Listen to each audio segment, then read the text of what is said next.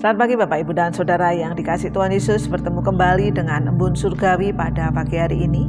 Mari kita akan merenungkan firman Tuhan. Namun sebelumnya kita akan berdoa. Tuhan Yesus, kami mau bersyukur pagi hari ini kami bangun dalam keadaan yang baik, dalam keadaan yang sehat. Kami mau bersyukur dan biarlah kami boleh menikmati hari ini bersama Tuhan Yesus. Kami mau merenungkan firman-Mu. Tuhan memberikan kami pengertian. Dalam nama Tuhan Yesus kami berdoa, haleluya, amin. Di dalam kitab 1 Korintus pasal yang ke-12 ayat yang ke-18 dikatakan, tetapi Allah telah memberikan kepada anggota masing-masing secara khusus suatu tempat pada tubuh seperti yang dikehendakinya. Bapak, Ibu, dan Saudara yang dikasihi Tuhan, di dalam nats ini bagaimana dikatakan bahwa kita adalah satu tubuh Kristus, ya. Banyak anggota tetapi satu tubuh Kristus. Setiap hari kita melakukan kegiatan yang namanya minum. Ya, entah di mana itu tempatnya atau di mana kita berada, seringkali kita minum. Tapi pertanyaannya, apakah ketika kita minum hanya mulut kita saja yang bekerja? Ya, tentu tidak, ya. Kita memerlukan tangan untuk mengambil minuman, ya. Kita memerlukan kaki untuk melangkah, ya, mencari di mana kita meletakkan minuman itu. Bahkan ada bagian tubuh kita yang lain yang harus bekerja untuk menyampaikan air dari mulut kita sampai ke lambung kita, kemudian ke perut kita. Bapak, Ibu, dan Saudara yang dikasihi Tuhan, itulah tubuh, ya. Masing-masing mempunyai kegunaannya, tetapi tidak bisa sendiri bekerja, ya.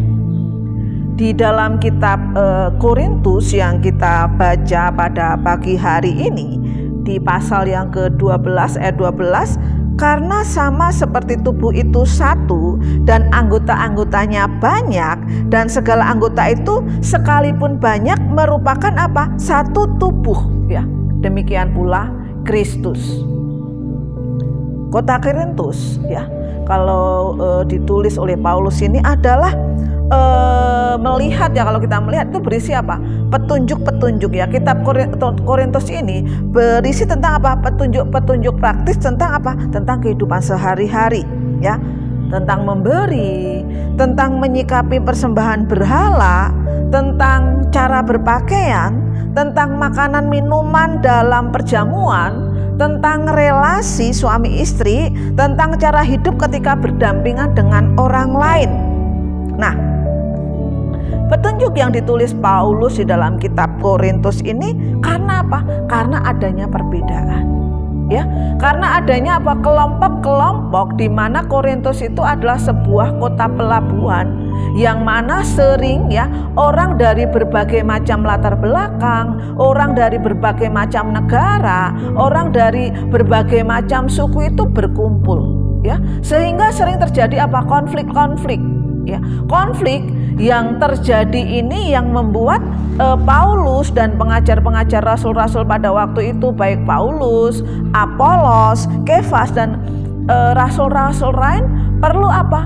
Perlu menguatkan atau perlu melandasi jemaat-jemaat itu apa? Dengan kesatuan hati, ya, dengan kesatuan tubuh. Sebagaimana mereka mengenal Kristus pada waktu itu, ketika mereka mula-mula pertama kali dimulai dari nol pengenalan mereka akan Kristus, mereka apa? Didasari dan dikuatkan oleh Paulus, ya. Kenapa mereka perlu dikuatkan? Ya karena begitu banyak perbedaan yang terjadi. Kehidupan jemaat di Korintus yang terdiri dari banyak latar belakang dan suku dan negara ini menjadikan rindu Paulus menjadi satu tubuh, ya. Satu tubuh yang utuh, tidak ada konflik lagi, tidak terjadi hal-hal yang merugikan mereka, ya. Ketika apa? Mereka tahu peran mereka masing-masing. Bapak, Ibu, dan Saudara yang dikasihi Tuhan, tubuh bukan lagi tubuh jika hanya terdiri dari apa? Satu anggota saja, ya. Ia tetaplah bagian tubuh, ya.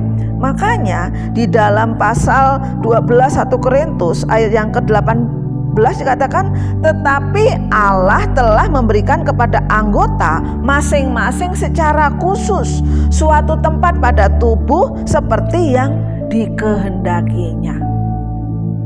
Ya, Bapak, Ibu, dan saudara yang dikasihi Tuhan ya. Sama seperti peringatan kepada jemaat di Korintus. Pagi hari ini kita diingatkan untuk apa? Menyadari bahwa peran kita dalam tubuh Kristus, yaitu apa? Gereja Tuhan itu adalah sekecil apapun ya peran kita, atau sekecil apapun ya tanggung jawab kita, itu tetap bermanfaat bagi tubuh Kristus ya. Semuanya telah diatur oleh Tuhan apa? Sesuai kehendaknya. Untuk apa? Untuk bermanfaat bagi yang lain. Ya, ketika kita menarik diri atau menonjolkan diri, akan apa? Membuat kesatuan tubuh itu menjadi terganggu.